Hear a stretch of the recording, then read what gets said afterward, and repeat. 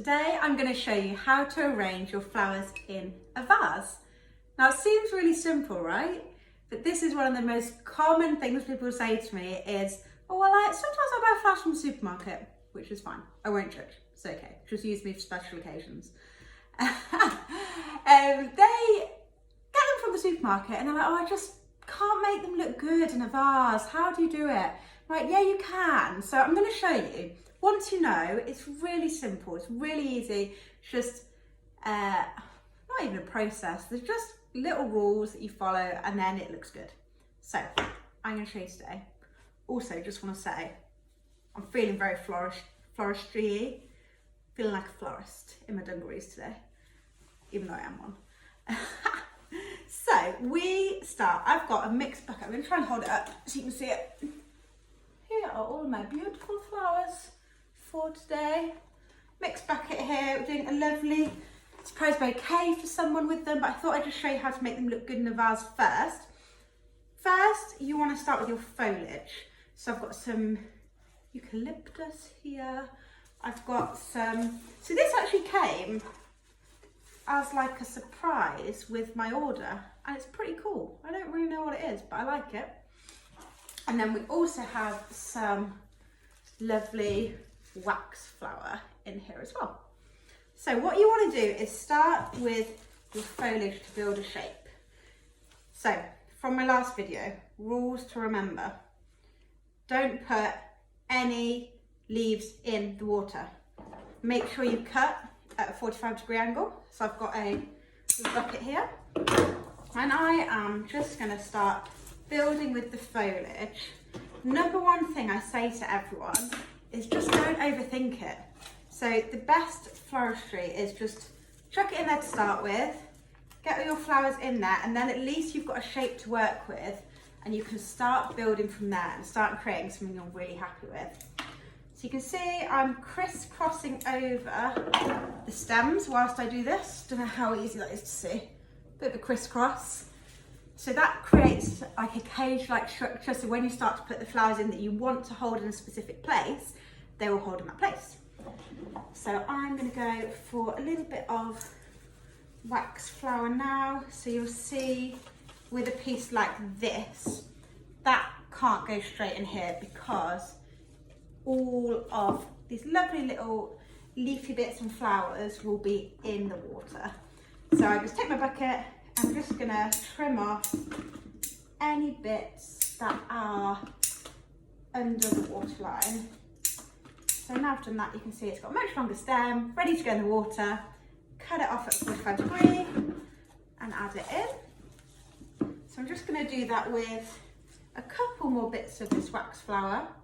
And then I'll start adding in some different flowers. So generally, I mean, flowers are about being creative, so do whatever you want if you love it and it looks good. But generally people talk about a third rule. So a third would be your vase and the other 2/3 would be your flower shape. Again, that's like, some might say it's outdated, like you can literally do whatever you want. Whatever you want, it's all about being creative, and as long as you think it looks good and you're happy, doesn't really matter what anyone else thinks. It's going to be in your house. So, got my foliage base now there. I might add a little bit more to it, but I am running short on foliage. So next, I'm going to start with what's called a focal flower. So a focal flower is normally, it's either the biggest, or it's the most spectacular, or it's your favourite, and that's going to be the focus of the arrangement. So for this arrangement, I have these sweet avalanche roses, which are lovely. So again, exactly the same. Any leaves that are going to be under the water, I just snip off, snip at an angle. So here, I want to measure this stem against the vase because that's going to be too high compared to the foliage if I just stick it in like that. So I probably want to take off like 4 inches maybe. So just cut that off at an angle, pop it in within the crisscross. See, I look at that now and I feel like it's a little bit too high, so just slot it back out, chop a little bit more off, and pop it in to your arrangement. So keep going with your focal flowers. I've got 3 today.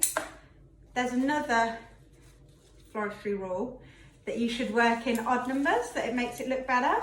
I tend to agree with this one, so you'll see most of my arrangements have odd numbers of your big focal flowers in.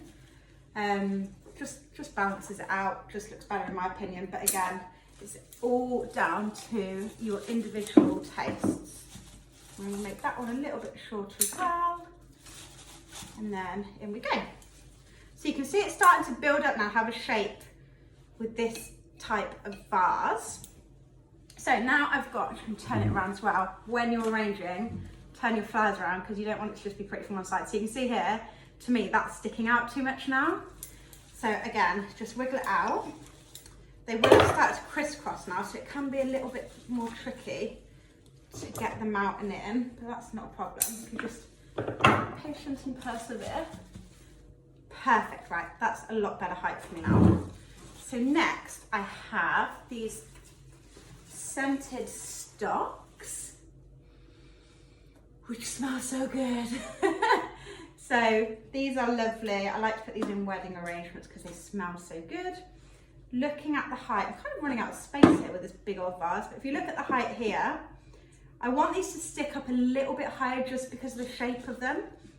So I'm probably gonna leave a little bit more height on these, but again, sticking at 45 degrees. Just gonna wiggle those into a place I'm happy with.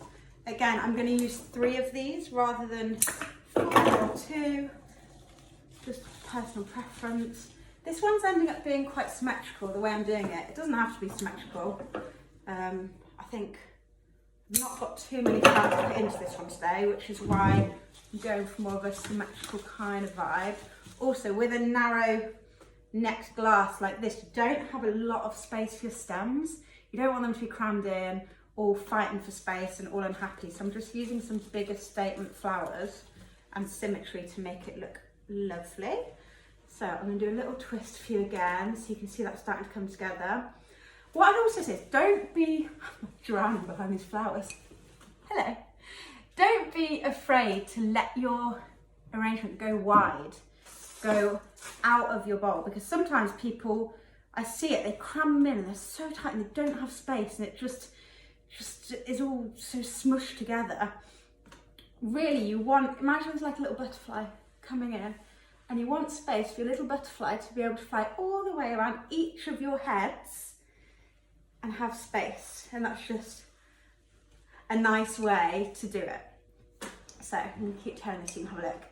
The final flower I have to add into this arrangement are alliums, which are, bring it in from above, boop, boop, boop, these. Country Garden Delight.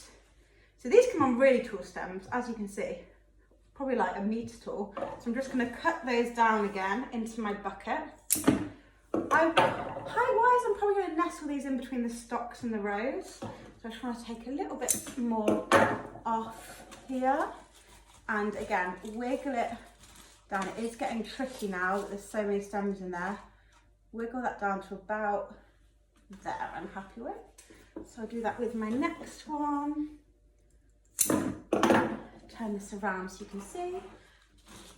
Again, little wiggle, get into water.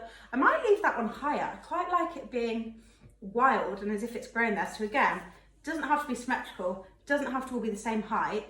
Just go for whatever feels right and whatever looks in the vase. But I do like that just coming over there.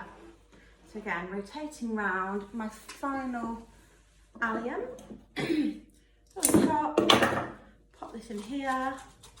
It's getting really tight now, so I wouldn't recommend putting too many more flowers in. But my final flower is very exciting because it's a peony. So this is how peonies come.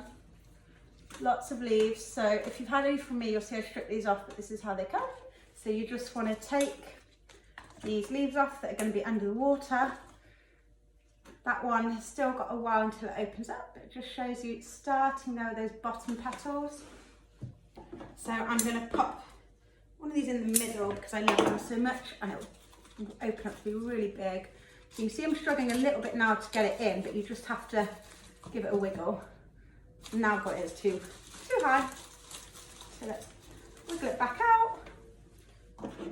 Chop a little bit more off. and push it back in again, back into that centre. Perfect, that is sitting just how I would like it now. And that really is all there is to it. So you can see they've all got their own space, all the colours are tonal, they're all matched together, they're all going to be really happy. Just do a double check at the end that all of the stems are in your vase. And I'll give you one fun little tour around my very quick vase of flowers.